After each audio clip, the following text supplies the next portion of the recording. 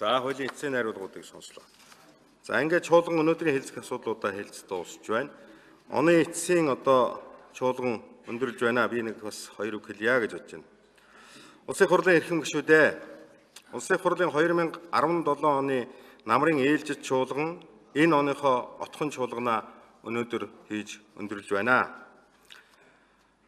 Байгууллага бүр тухайн жилд хийсэн ажлаа дүгнэж, эх оныхоо зорилт хийх ажлыг төлөвлөж байгаа энэ цаг үед 2016 оны сонгуулийн үр дүнгээр байгуулагдсан улсын хурлын үйл ажиллагааг товч дүгнэх нь зүйтэй гэж бодож байна. Улсын хурлын бүрэн эрхээ хэрэгжүүлж эхлээд даруй 1 жил 5 сарын хугацаа өнгөрч байна. Энэ хугацаанд улсын хурлын байнгын болон дэд хороо 515 удаа 370 цаг хуралдсан байна. Нэгдсэн хуралдаанд 102 удаа буюу 509 цаг хуралдсан мэдээ гарч байна. Энэ хугацаанд улсын хурал 525 хууль баталснаас бие даасан хууль 56-г баталсан байна. Мөн улсын хурлын 162 тогтоол батлаж гаргасан байна. Өмнөх улсын их хуралтай харьцуулж үзэх юм бол 1 жил 5 сарын хугацаанд баталсан хуулийн тоогоороо 93.7% илүү 193.7% гэсэн үг.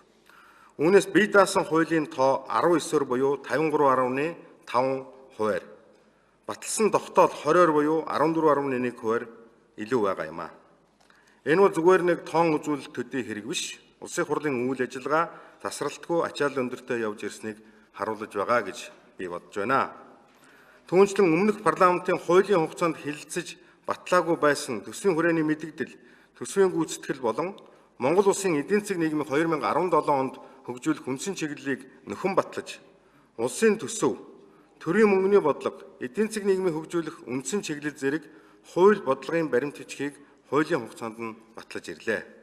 Улсын хурлаас баталсан хууль, бодлогын шийдвэрүүд зохих үр дүнгээ өгч байгаа. Түүний тод жишээ нь эдийн засгийн өсөлт 2017 оны эхний 3 сарын байдлаар 5.8% хүрч өсөж байгаа явдал юм а. Улсын хурлын эрхэм гишүүдээ.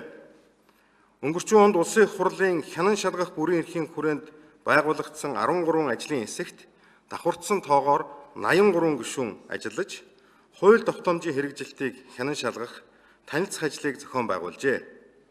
Түүнчлэн хяналт шалгалтын мөрөөр улсын хурлын 2 тогтоол, байнгын хорооны 6 тогтоол гарч, засгийн газар болон холбогдох бусад байгууллагуудад хугацаатай үүрэг чиглэл өгсөн байна. Улсын хурлын 17 гишүүнээс ерөнхий сайд засгийн газар болон улсын хурлд ажлаа шууд хариуцсан тайлагнадаг бусад байгууллагад хандан 18 асуулга тавьсан байна. 13 гишүүний 11 асуулгын хариуг чуулганы нэгдсэн хуралдаанаар сонссон байна. Мөн чуулганы нэгдсэн хуралдаанаар Монгол улсын ерөнхий сайдын 8 удаагийн мэдээллийг сонсож, улс орны эдийн засаг нийгэм, санхүүгийн төлөв байдал болон олон нийтийн анхаарал татсан тулгымдсан асуудлуудын талаар хэлэлцэж байсан байна. Нэгтгэж үзвэл улсын хурал Монгол улсын үндсэн хууль заасан бүрэн эрхээ зохисоор амжилттай хэрэгжүүлсэн дүнтэйгээр 2018 онтой золгох гэж байна. Шинэ ондоо гаргасан амжилтаа улам баттгаж, улсын хурлын 2017 оны намрын ээлжид чуулганаар хэлэлцэхээр төлөвлөсөн асуудлаа бүрэн дүүрэн хэлэлцэх, олон түмнээс ихээр гарч байгаа бодит шүүмжлэлийг хүлээн авч, нэгдсэн болон чуулганы хуралдааны эрдэсийн асуудалд гишүүд байнгын хороодын дарга нар илүү анхаарал тавьж цаашид ажиллана гэдэгт итгэж байна.